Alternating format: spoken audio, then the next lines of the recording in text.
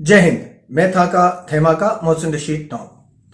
कई वेबसाइट से, न्यूज़पेपर से और कई सोर्सेस से खबर आ रही है कि मोदी सरकार ड्रग्स के ऊपर जो कानून है उसमें बदलाव करने का एक बिल ला रही है। और आप हैरान होंगे इस बात को जान के कि वो बदलाव क्या है। वो बदलाव ये है कि लड़के लड़कियां आम लोग कम मात्रा में, कम क्वांटिटी में ड्रग्स अपने पास रख सकते हैं। मतलब हैरानी इस बात की है कि अब यह सरकार अपने लोगों को फायदा पहुंचाने में, कमाने में इस हद तक गिर चुकी है कि हमारे बच्चों के भविष्य से, उनके मुस्तकबिल से खिलवाड़ करने की सारी हदें पार कर चुकी है।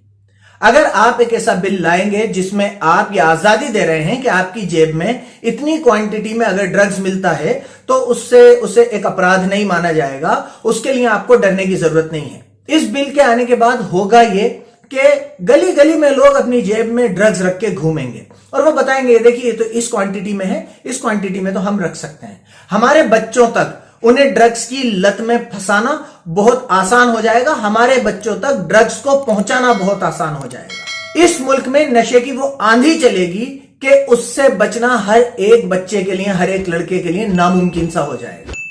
क्या जरूरत है एक ऐसा बिल लाने की जिसमें एक आदमी अपनी जेब में ड्रग्स रख के घूमे और किसी को भी दे दे? क्या जरूरत है ऐसा बिल लाने की? लेकिन जरूरत मुझे दिखाई दे रही है। अडानी पोर्ट पर जो 3000 किलो ड्रग्स पकड़ा गया था, तो उसका करेंगे क्या? ये कवायद ड्रग्स जो पकड़ा गया है, जो इतनी क्वांटिटी में ड्रग्स इंडिया में आए हैं, उनको बेचने की है। आपके और मेरे बच्चों को, हमारे नौजवान लड़कों को इस लत में घुसेड़ के उनसे इन करोड़पतियों की जेबें भरवाने का यह बिल है। अगर आप इंडिया को बचाना चाहते हैं तो इस बिल का विरोध कीजिए। कैसे कोई सरकार ड्रग्स जैसी चीज को लीगल कर सकती है कि आप अपनी जेब में रख के घूम सकते हैं, चाहे इतनी ही क्वांटिटी में हो?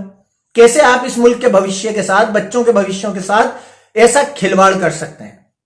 मैं आप लोगों को बता दूं, अगर यह बिल पास हुआ, अगर यह एक्ट बना और लोग अपनी जेब में ड्रग्स रख के घूम सकते हुए, अगर उन्हें यह आजादी हुई कि वो अपनी जेब में ड्रग्स रख के घूम सकते हैं, तो आपके और मेरे आसपास के बच्चे इस लत से बच जाएंगे। ये एक बहुत मुश्किल टास्क होगा।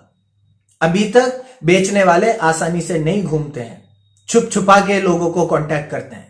जब इस क्वांटिटी में रख के घूमना आसान हो जाएगा तो ड्रग डीलर्स 100 लोगों को हायर करेंगे और उनकी जेब में इतनी क्वांटिटी रखवाकर और मोहल्ले मोहल्ले सप्लाई करेंगे और सीना ठोक के सप्लाई करेंगे। मेरी गुजारिश है कि इस मामले में हिंदू मुस्लिम या आएगा तो मोदी ही वाला फैक्टर मत देखिएगा, क्योंकि ड्रग्स हिंदू और मुसलमान में फर्क नहीं करता। ड्रग्स मोदी समर्थक और मोदी विरोधी में फर्क नहीं करता। वो आपके बच्चों को भी उतना ही बर्बाद करेगा जितनी एक मुसलमान के बच्चों को करेगा।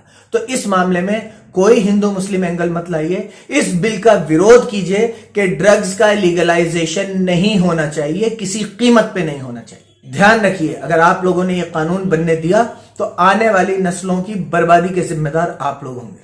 बहुत बहुत शुक्रिया। मैं था का थेमा का मोहसिन रशीद टॉम।